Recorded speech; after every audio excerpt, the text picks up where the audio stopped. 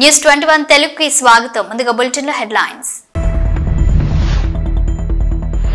అమిత్ షాను చూస్తే ఊసరవెల్లి సైతం సిగ్గుపడుతుంది.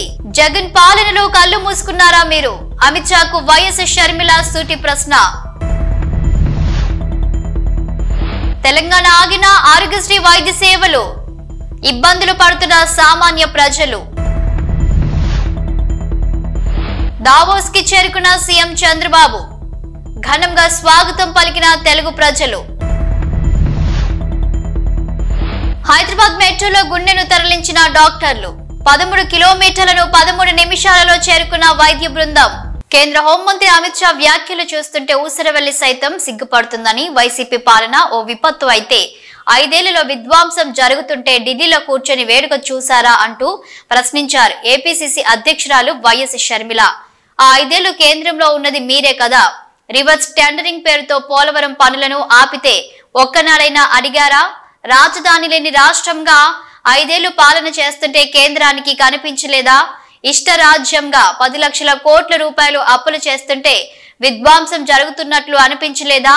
సొంత బాబాయ్ హత్య కేసులో ఢిల్లీ స్థాయిలో న్యాయం కోసం పోరాటం చేస్తుంటే కేంద్ర హోంశాఖ మంత్రిగా మౌనంగా ఎందుకున్నారు? భారీ స్థాయిలో అవినీతి జరుగుతుంటే ఒక్కటైనా బయట పెట్టారా? 5 ఏళ్ల పాటు జగన్ మీకు దత్తపుత్రుడు, ఆడించినట్లు ఆడే తోలుబొమ్మ. పార్లమెంటులో మీ బిల్లులకు మద్దతు పలికే రబ్బర్ స్టాంప్. రాష్ట్రంలో సహజ వనరులను మోదానికి దోచిపెట్టే ఏజెంట్.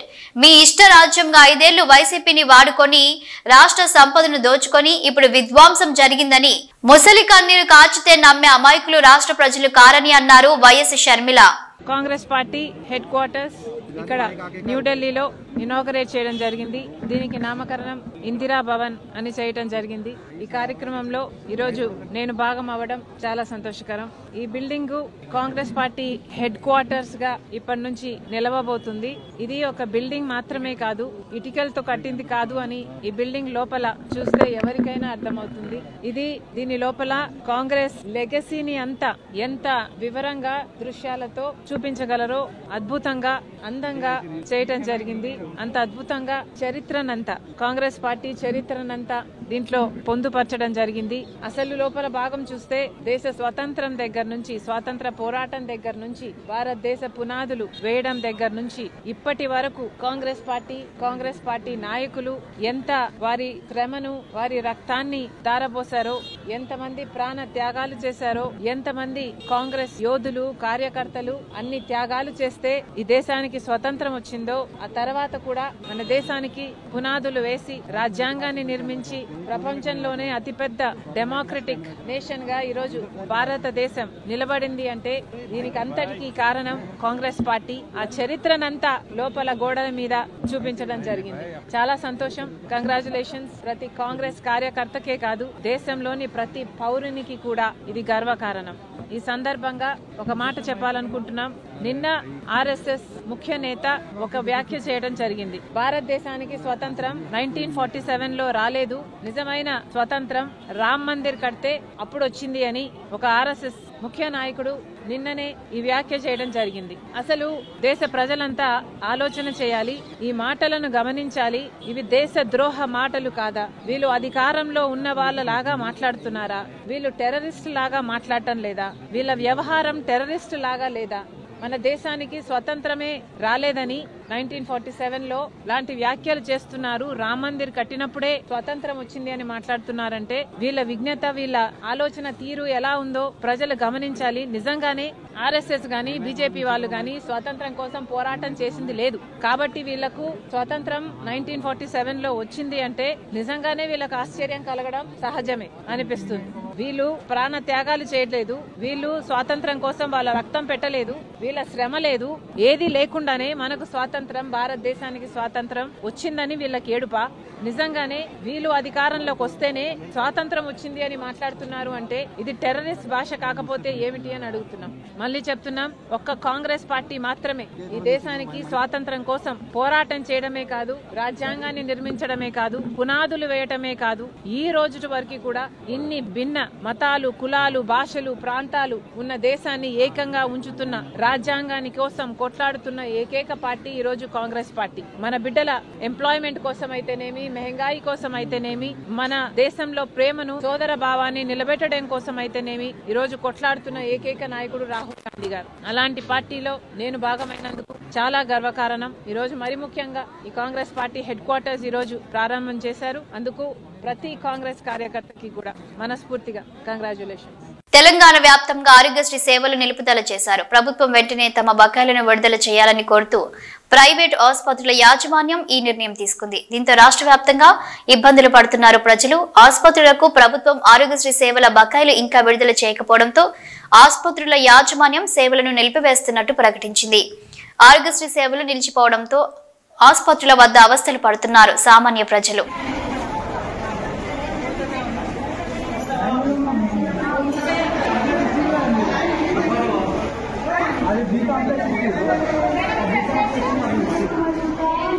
ఎల్బీ నగర్ కామినేని ఆసుపత్రి నుంచి లగడి కపుల్ గ్లోబల్ ఆసుపత్రికి మెట్రో రైల్లో గుండెను తరలించారు వైద్యులు. ఇందుకోసం గ్రీన్ కారిడార్ ఏర్పాటు చేశారు మెట్రో అధికారులు. 13 కిలోమీటర్ల దూరాన్ని 13 నిమిషాల్లో చేరుకుని రోగికి ఆ గుండెను అమర్చారు డాక్టర్లు.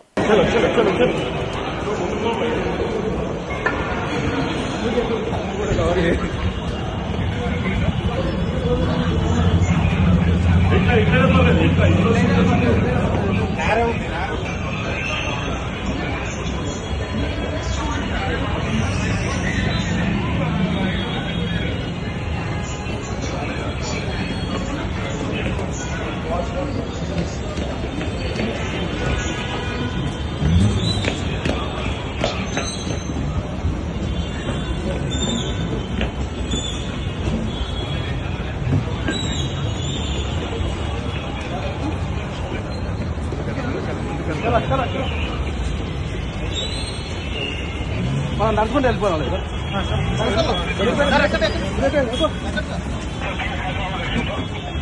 చాలా ఫ్రీగా ఉంది.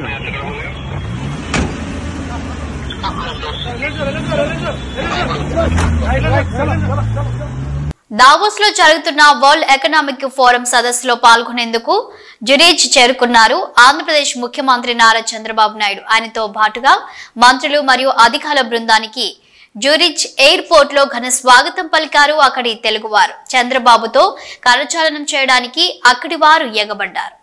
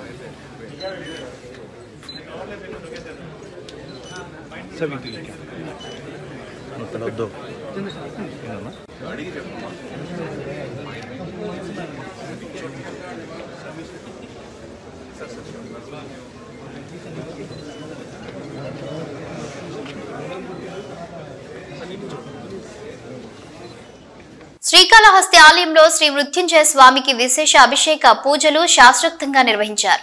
వాయులింగేశ్వరుని సన్నిధిలో రాహుకేతు సర్పదోష నివారణ పూజలు, శనేశ్వర అభిషేకాలు నిర్వహించారు. వివిధ రకాల ఆర్జిత సేవల్లో భక్తులు పాల్గొన్నారు.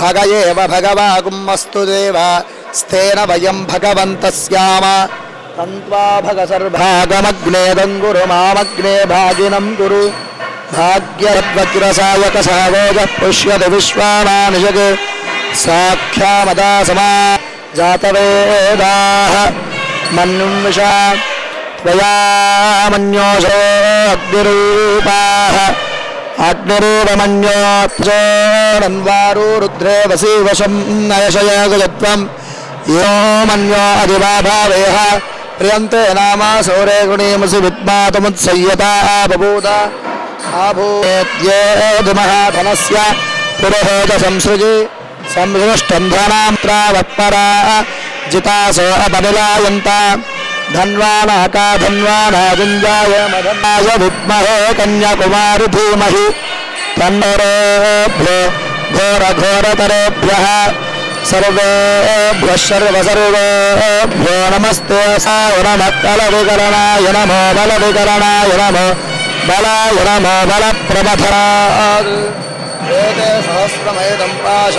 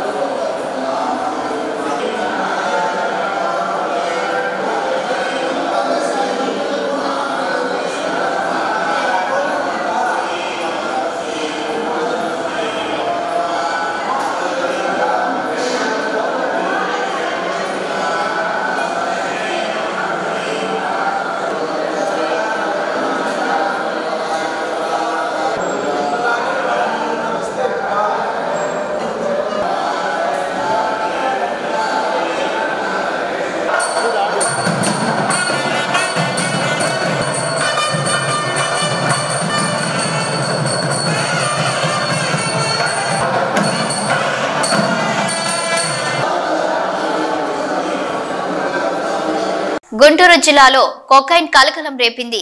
8.5 గ్రాముల కొకైన్ ను సీజ్ చేశారు ఎక్సైజ్ శాఖ గుంటూరు పోలీసులు. గుంటూరు శావలా నగర్ వద్ద 3 వ్యక్తులను అదుపులోకి తీసుకుని విచారించగా కొకైన్ విషయం బయటపడింది. రాష్ట్రంలో తొలి కొకైన్ కేసుగా నమోదు చేశారు పోలీసులు.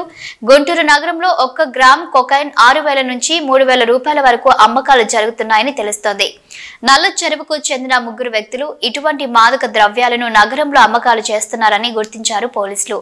7 ప్యాకెట్లలో ఉన్నటువంటి 8.5 గ్రాముల కొకైన్ ను సీజ్ చేశారు ఎక్సైజ్ పోలీసులు. చెన్నైకి చెందిన శ్రీ వర్ధమాన్ జైన్ టీటీడీ ట్రస్టులకు 6 కోట్లు విరాళంగా అందించారు. తిరుమల ఆలయంలోని రంగనాయకుల మండపంలో ఆయన ఎస్వీబీసీ కోసం 5 కోట్లు, ఎస్వీ గో సంరక్షణ ట్రస్ట్ కోసం 1 కోటి విలువైన డీడీలను టీటీడీ అదనపు ఈవో సిహెచ్ వెంకయ్య చౌదరికి అందజేశారు. టీటీడీ ట్రస్టులకు గతంలో దాత అనేక మార్లు విరాళాలు అందజేశారు శ్రీ వర్ధమాన్ జైన్.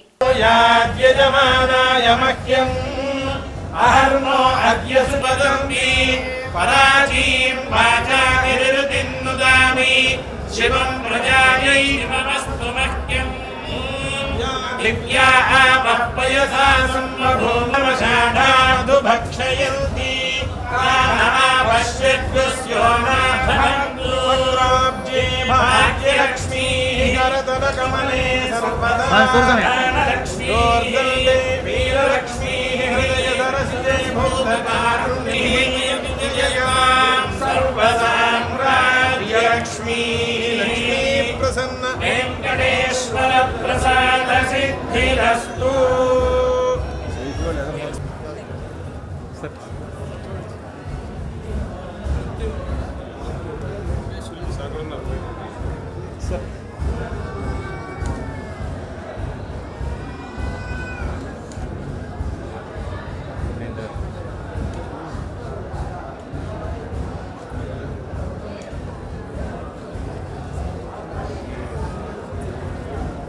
మహాకుంభమేళాలో అగ్ని ప్రమాదం చోటు చేసుకుంది. ఉత్తరప్రదేశ్ లోని ప్రయాగ్రాజ్ లో జరుగుతున్న మహాకుంభమేళాలో భారీ అగ్ని ప్రమాదం జరిగింది. సెక్టర్ 5లోని భక్తుల శిబిరంలో సిలిండర్ పేలడంతో పెద్ద ఎత్తున మంటలు చెలరేగాయి. ఈ ప్రమాదంలో దాదాపుగా 30 టెంట్లు అగ్నికి ఆహుతయ్యాయి. ఒక్కసారిగా సిలిండర్ పేలడంతో భయంతో పరుగులు తీశారు భక్తులు. అగ్నిమాపక సిబ్బంది మంటలను అదుపు చేస్తున్నారు. నాగర్ కర్నూలు జిల్లా నల్లమల అభయారణ్యంలో టైగర్ సఫారీ పర్యాటకులను కనువిందు చేసింది. పెద్ద పులి ధీమాగా నడుచుకుంటూ వెళ్తున్న పులిని వీడియోలో బంధించిన పర్యాటకులు ఆనందం పొందారు. అభయారణ్యంలో క్రమక్రమంగా పెద్ద పులుల సంఖ్య పెరుగుతూ వస్తుంది.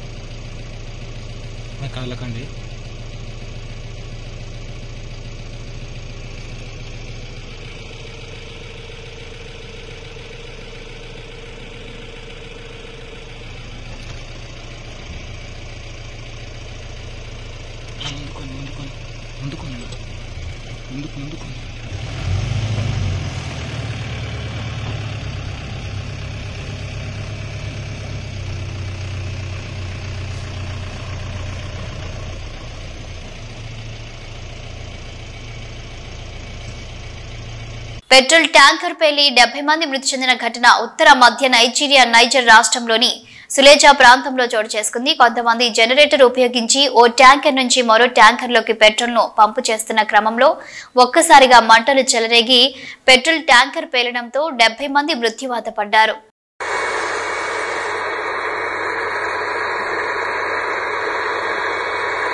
చాలా కాలంగా నిర్లక్ష్యానికి గురైన హుస్నాబాద్ నియోజకవర్గ గ్రామీణ ప్రాంతాలను ముఖ్యమంత్రి మంత్రుల సహకారంతో ఈ ప్రాంతాన్ని అన్ని రంగాల్లో అభివృద్ధి చేస్తున్నామని తెలిపారు మంత్రి పొన్నం ప్రభాకర్. సిద్దిపేట జిల్లా అక్కన్నపేట మండలంలో పలు అభివృద్ధి పనులకు శంకుస్థాపన చేశారు. ఈ సందర్భంగా మంత్రి మాట్లాడుతూ గ్రామీణ ప్రాంతాల్లో ముఖ్యంగా లంబాడి తండాలలో రోడ్లు మౌలిక వసతులను మెరుగుపరుస్తున్నామన్నారు.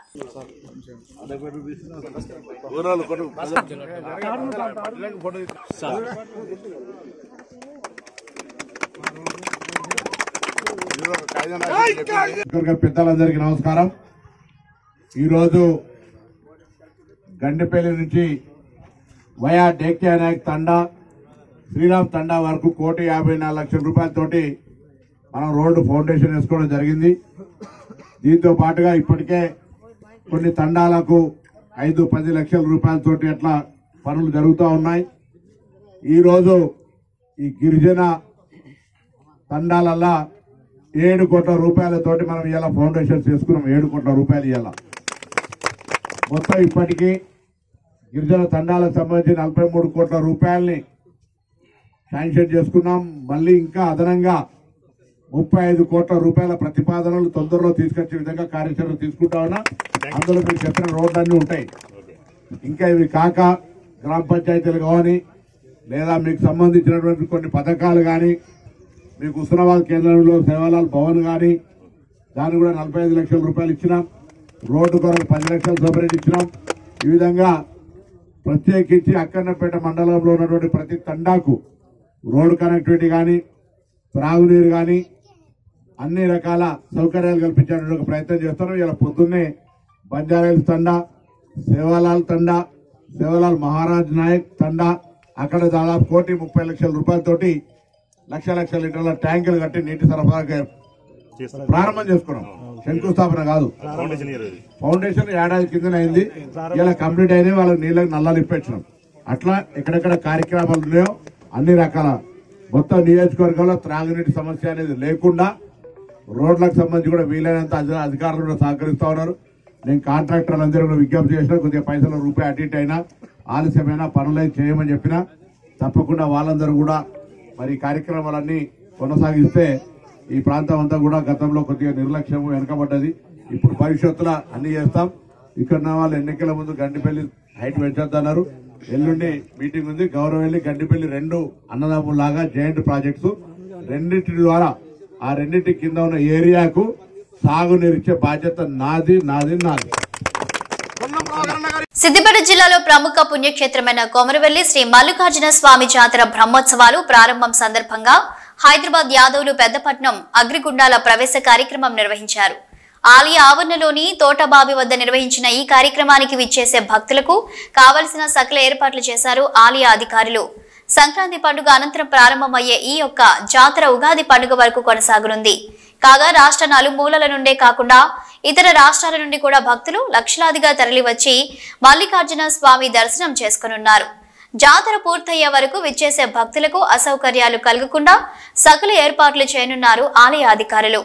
అదేవిధంగా సిద్దిపేట సిపి అనురాధ ఆదేశాల మేరకు హుస్నాబాద్ ఏసీపీ వాసాల సతీష్ ఆధ్వర్యంలో చేర్యాల సిఐ ఎల్ శ్రీను నేతృత్వంలో పోలీసులు పటిష్ట బందోబస్తు నిర్వహిస్తున్నారు.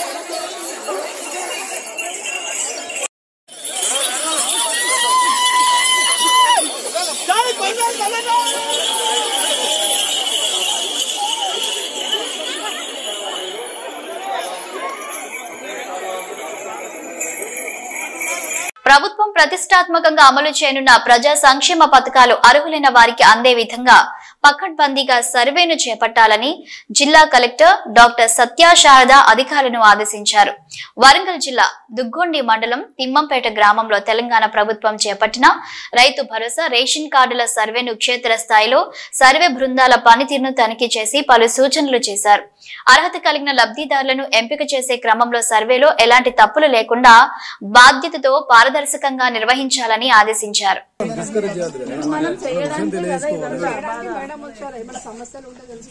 ఇప్పుడు మీకు సమస్య ఉంది కరెక్టే కాదు అనేది మీ థాట్, కానీ మేము అయ్యేటట్టు చేసేదానికి ఇంతమంది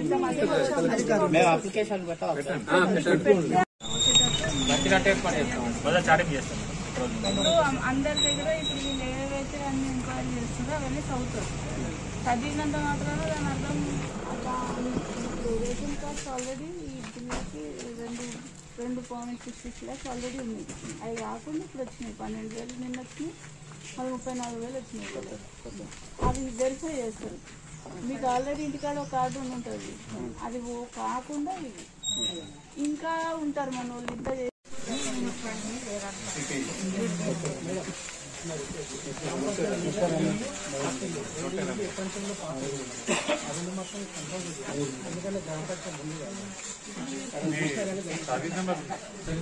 అంటే మీరు గ్రామ సభ జరిగిన అందరూ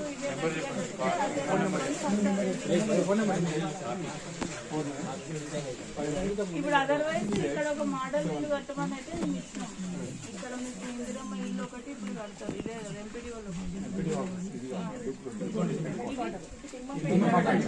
గ్రామ పంచాయతీ మండల ఆఫీస్ లో అవుతుంది. ఆ తర్వాత ఏఈ హౌసింగ్ వెళ్ళి ముట్టుతారు ఆఫీస్. అక్రమంగా కబీలాలకు తరలిస్తున్న 34 గోవులను బజరంగ్ దళ్ శ్రేణులు పట్టుకున్నారు. సిద్దిపేట నుంచి హైదరాబాద్ కి వీటిని తరలిస్తున్న సమయంలో పట్టుకున్నామని బజరంగ్ దళ్ శ్రీకాంత్ తెలిపారు. వైద్య పరీక్షల అనంతరం 34 గోవులను గోశాలకు తరలించనున్నట్లుగా పేర్కొన్నారు.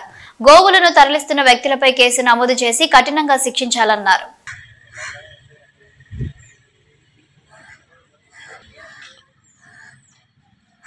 ములుగుల అనుమానాస్పదంగా వచ్చిన వెహికల్ ను ఆపగా వాళ్ళు డ్రైవరు పారిపోవడం జరిగింది. 34 ఆవులున్నాయి.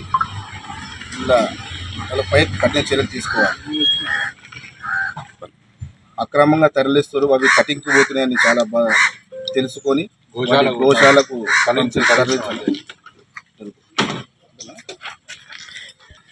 వీటిని తరలిస్తున్న వారిపై కఠిన చర్యలు తీసుకోవాలి. కట్టుదిట్టమైన భద్రత ఏర్పాటు చేయాలి. చెక్ పోస్టులు ఏర్పాటు చేయాలి. ఈ గోరక్షణకు సరైన విధంగా ఇన్ని రకాల కేంద్ర రాష్ట్ర ప్రభుత్వాలు ఎన్ని కఠిన చర్యలు తీసుకున్నా కానీ ఇవి ఆగడం లేదు. వీటిపైన చర్యలు తీసుకోవాలని పోలీస్ శాఖ వారిని కోరుతున్నాను. ఇవి bulletin updates. Keep watching news.